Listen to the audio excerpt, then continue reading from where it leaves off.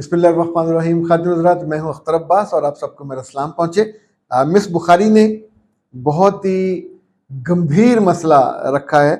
वो कहती हैं कि मैं अपने वालिदैन के साथ रहती हूँ, मैं तलाक याफ्ता हूँ, एक मेरा बेटा है, मेरे भाई हमारी कफ़ालत करते हैं, वो मुल्क से बाहर हैं, मेरी वालदा हमेशा उन्हें मेरे बारे में गलत बातें बताती है।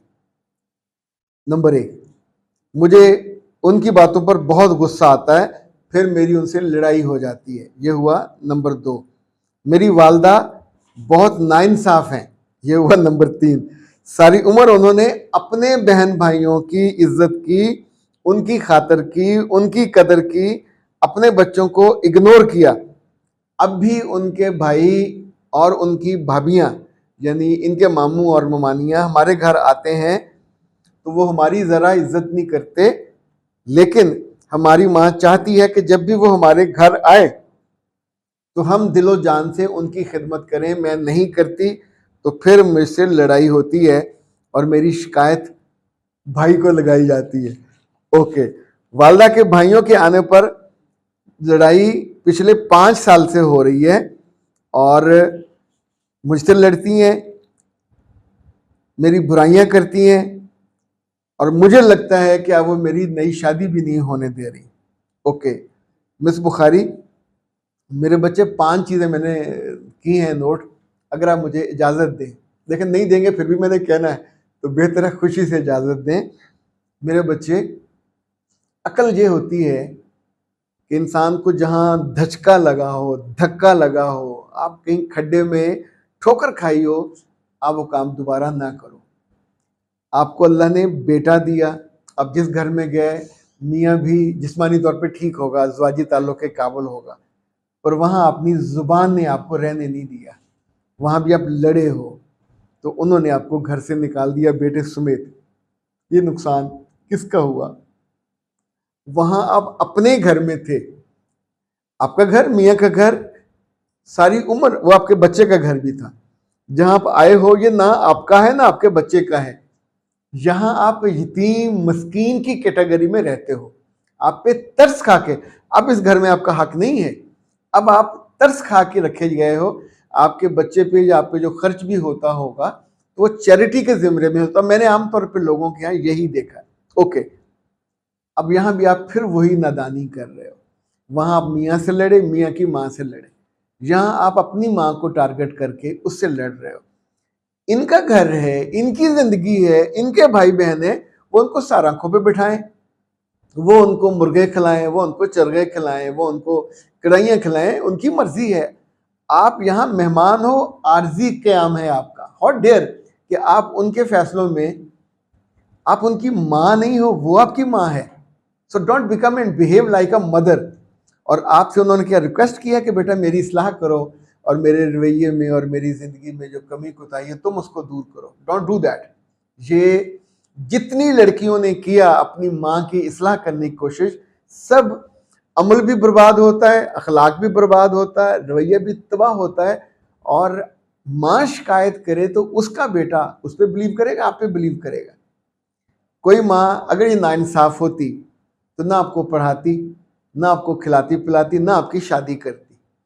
तो इंसाफ पसंद थी, उन्होंने वक्त पे आपकी अब आपको डिवोर्स लिए हुए 5 साल हो गए और हालत ये है कि जिसने दोबारा शादी करनी है वो नक्को नक और कन्नो कन आपसे नाराज है। क्यों शादी आपकी? यानी उसका दिमाग खराब है, वो लोगों की मिन्नतें करे, तरले करे, तुम्हारे लिए रिश्ता ढूंढे और फिर लाखों रुपया खर्च करे, और वो भी इस बेयकीनी के साथ कि उसकी बेटी बदजुबान है, बदअखलाक है, नहीं किसी का लिहाज करते। यानी मामू और ममानी से आपका क्या झगड़ा? ना कोई जायदाद का मसला है, ना कोई और मसला, वो उनका भाई बहन है। आप अपने भाई की और उसकी भाभी की आई डोंट नो इज्जत करते भी हो कि नहीं करते। बहुत सारी लड़कियां ये बेवकूफ़ी करती हैं कि अपने घर में जाके ये समझती हैं कि उन्हें हर तरह की बदतमीज़ी की, बदतवारी की, आगे से जवाब देने की, काम ना करने की और हर बात में पख पख लगाने की और बिला वजह इंटरफेयर करने की उनको इजाज़त है। नो नो वे, ये शादी से पहले भी इजाज़त नहीं होती। बेटियों को बेटी बन के जीना चाहिए। शादी के बाद तो बिल्कुल इजाज़त नहीं होती। जितनी बच्चियां ये करती हैं, अपना घर भी बर्बाद करती हैं और अपने भाइयों का घर भी बर्बाद करती हैं। अभी आपने अपनी माँ को टारगेट किया हुआ, उसको हदफ बना के उससे लड़ रहे हो, तो आप सोचिए, आप दफ्तर में किसी से लड़ो और उसके पास आपकी तनख्वाह, वो तनख्वाह नहीं रिलीज करेगा आपको। यानी जो जो फैसिलिटीज वो उसने आपको देनी है, किसी बदतमीज को कोई क्यों देगा? इस बात को पहले दिल में, यानी जितनी बात, मैं तो आपका रिश्तेदार नहीं हूं ना, आपकी मामा ना खाला ना चाचा, कुछ भी नहीं हूं, तो पूरे इंसाफ के साथ इसलिए बता रहा हूं कि मैंने बच्चियों को इस बेवकूफ़ी की वजह से अपने घरों को बर्बाद करते देखा है और उसके बाद उनको आंसुओं से रोते देखा है। Don't do that. इन सारी चीज़ों को वालदा के साथ फ़ौरन नॉर्मल हो जाइए। उनके बहन भाई आए, आपके मामू ममानी आए, मेरे बच्चे ये बहुत प्यार के रिश्ते हैं, इन्हें मोहब्बत से रखें, कदर से रखें। मुमकिन है आपके मामू और ममानी को ही आप पे मोहब्बत आ जाए, रिश्ता को आपके लिए ढूंढ लाए अगर माँ नहीं ला रही तो। यानी आपके ख़ानदान में कुछ लोग तो हों जो आपके खैर ख्वाह कब होंगे? जब आप उनकी इज्जत ज़्यादा करोगे, जब आप उनकी खातर करोगे, आपस में बैठ के बात करेंगे कि कितनी निगी कुड़ी है, पता नहीं बेचारी दा घर क्यों टूटिया, तो चले हम दोबारा एफर्ट कर देते। अपने गांव के रिश्तेदारों, लाइक मैं अपने चचा, जो हमारे गांव में चचा थे, अब वो डरावाला में है, चौधरी मोहम्मद अकबर उनका नाम है, मैंने उन्हें देखा है कि उन्होंने ख़ानदान में बहुत सारे बच्चियों की शादियां, मतलब कहीं गए बैठे, उन्हें ख़ानदान अच्छा लगा तो उन्होंने उनको बताया कि ये ख़ानदान बहुत अच्छा है। तो ये नेकी बंदा उनके साथ तो नहीं बैठा होता, बट आपकी गुडविल उनके पास होती है, तो तब ये आपकी माँ या मामू, आपका भाई आपका रिश्ता नहीं करवाएगा, वो ज़ाहिर है कमाने में लगा हुआ, मुल्क से बाहर है। अगर उसकी बीवी यहाँ है तो वो शी वुड बी हेल्पफुल, आपकी माँ वुड बी हेल्पफुल, आपके मामू या ममानी वुड बी हेल्पफुल, और अल्लाह आपको हदायत दे। आपने तीनों के साथ जंग छेड़ी हुई है और इस जंग के नतीजे में जो इंडिया का हाल हुआ पाकिस्तान के साथ, वो वाला हाल होगा आपका।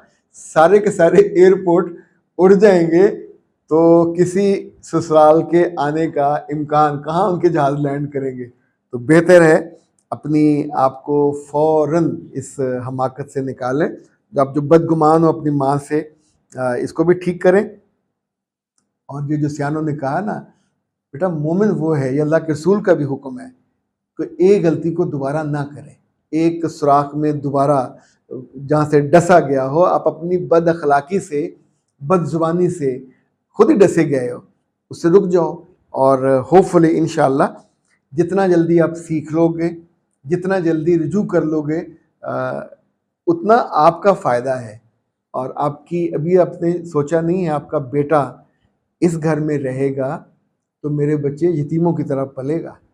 अपने बाप के पास होता तो एक नंबर का शहरी। अभी भी आप अपने ब्याह के बाद जहाँ शौहर के पास जाओगे तो आपका मुकाम और मर्तबा बेहतर हो जाएगा। बराह करम खुद सरी मत कीजिएगा, खुद रिश्ता मत ढूंढिएगा। ऐसा होगा तो इस ख़ानदान से आपका बिल्कुल यानी ये बेरहरवी होगी आपके लिए इस हालत में, क्योंकि आपने किसी को राज़ी नहीं रखा हुआ, तो हर कोई आपसे बदगुमान होगा। मेरा रब आपके लिए आसानियाँ करे, आपके दिल को मुमन करे और आपके दिल को अच्छा करे, आपकी ज़ुबान को भी बहुत अच्छा करे। ये दुनिया में भी ज़रूरी है, आखिरत के लिए भी ज़रूरी है। अख्तर अब्बास को दीजिए इजाज़त। अस्सलाम वालेकुम।